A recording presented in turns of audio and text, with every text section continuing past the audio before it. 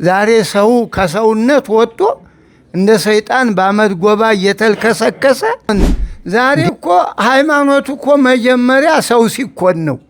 ሰው ያልሆነ ሰው አማይ መስሎ እኮ ነው ያበጠበጥ።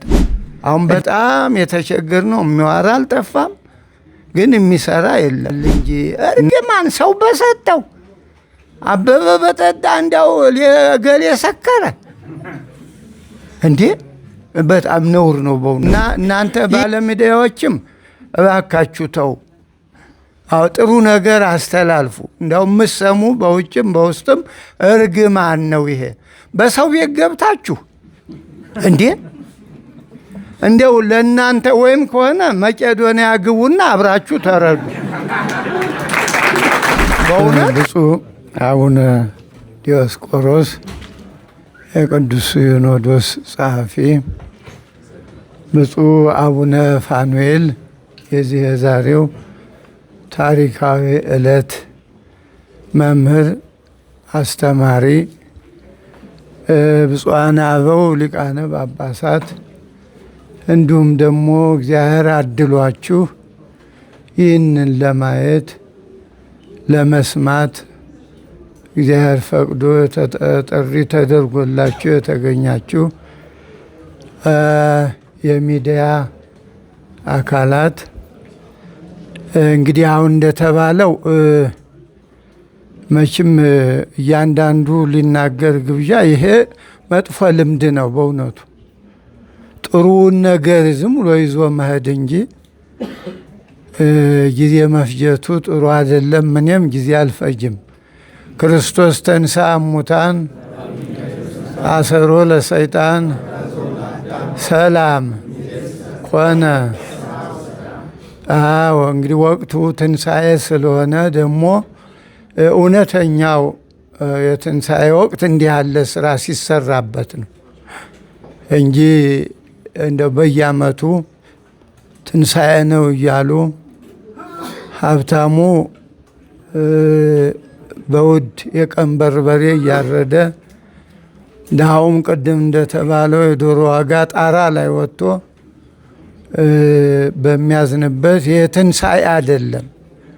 ትንሣኤ ችግር የሚሆን አይደለም። ትንሣኤ የወደቁትን ማንሳት ነው እና በትክክል ወርሃ ትንሣኤ በእውነት ዛሬ ነው በዓሉ የተከበረ። እንግዲህ ተመሃሩ እምኔየ ይላል ባለቤቱ መድኃኔ ዓለም። የወደቁትን ያነሳ ሙቶ ለትንሣኤ በኩር የሆነው ከእኔ ተማሩ ይላል። እዚህ በማቴዎስ 11:28 ቁጥር ላይ ከእኔ ተማሩ። ሰው ከእግዚአብሔር ሲማር እንደዚህ ነው። አዎ ከሰው ሲማር ነው ነገሩ ሁሉም አይሳካ እንጂ ማንም ሰው በጎ ነገር ለማድረግ በእውነት ፍላጎት አለው። ግን መምህር ስለማይኖረው እያሰበ በዚያው በልቡ ይቀራል እና ብፁዕ አቡነ ፋኑኤል ያው የጊዜው ጥረት ነው። እኔ ጋር በብዙ በተለይ በውጭ ሀገር አብረን ነው ክፉን ደጉን ያሳለፍ ነው። ወደዚህ ወደ ማዕረጉም ስንመጣ አብረን ነው የመጣ ነው እና ሰው ከእግዚአብሔር ሲማር እንደዚህ ነው።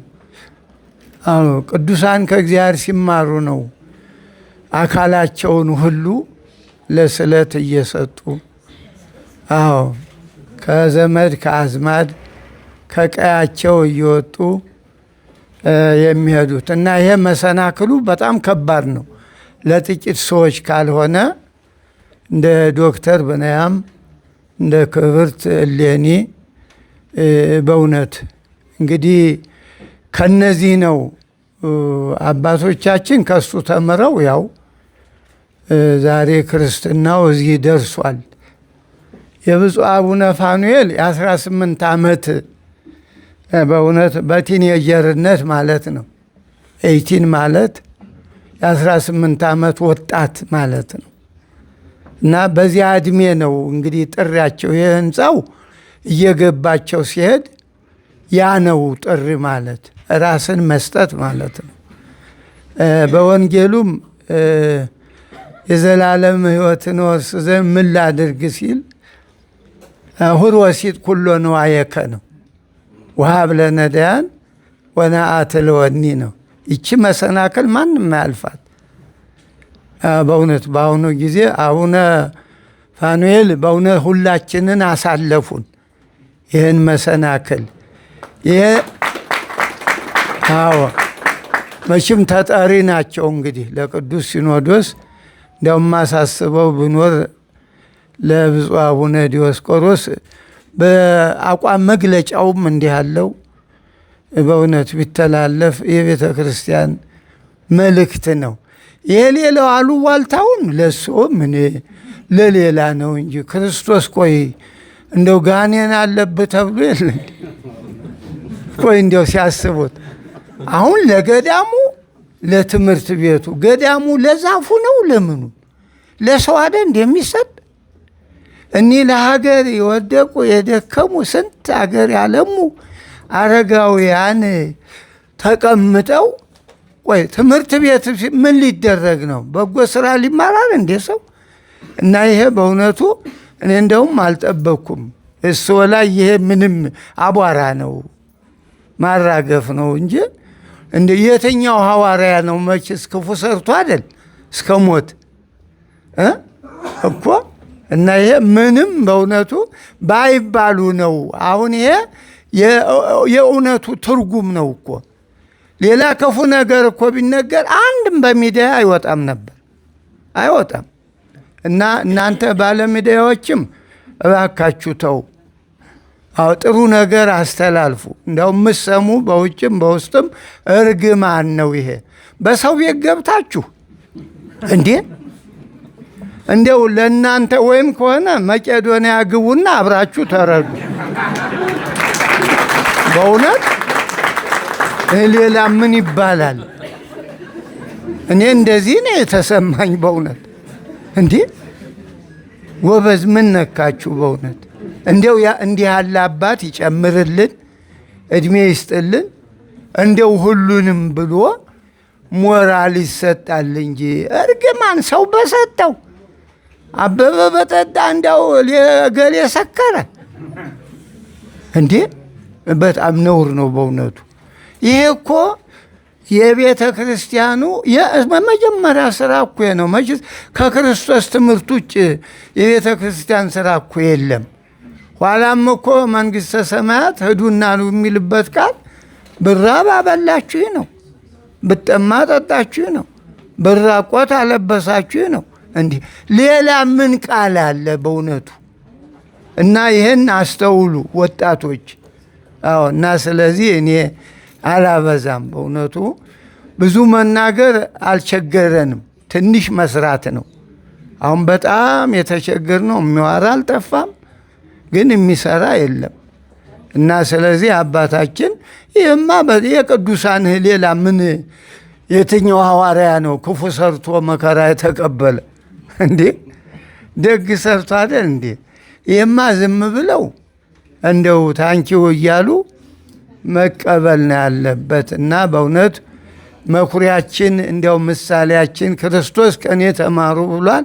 እኛ ደግሞ በእውነት ከሱ እንድንማር እግዚአብሔር መቼም ካልፈቀደ አይሆንም። መስጠት ፈቃደ እግዚአብሔር ሲኖር ነው በእውነቱ። እና ስለዚህ በጣም ደስ ብሎናል። ደግሞ የድርጅቱ ስም ሰውን ለመርዳት ምንድን ነበር እንዴ? ይሄ እኮ ነው ጎበዝ። ይሄን ርዕስ ያዙት። እንደው ሰው መሆን ዛሬ እኮ ሃይማኖቱ እኮ መጀመሪያ ሰው ሲኮን ነው። ሰው ያልሆነ ሰው አማኝ መስሎ እኮ ነው ያበጠበጠ እንዴ። ሃይማኖት ሰው ሆነ ሰው ላይ ነው መጀመሪያ። ሰው ሲሆን ሰው ሃይማኖት ይኖረዋል። ከዚያ ቀጥሎ የሰው ቋንቋ ጥሩ ነገር ነው፣ አብሮ መኖር ነው።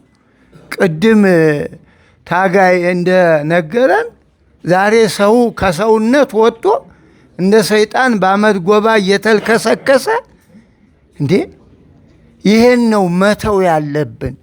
ሰው እንሁን ነው በእውነቱ። ልጄ ሰው ሁን ብሏል ዳዊት ሰሎሞንን። ከሰሎሞን የበለጠ ሰው የለም። በሕገ እግዚአብሔር ኑር፣ ለድሆች ፍረድ፣ ድሃ ተበደለ፣ ፍርድ ጎደለ በል ነው።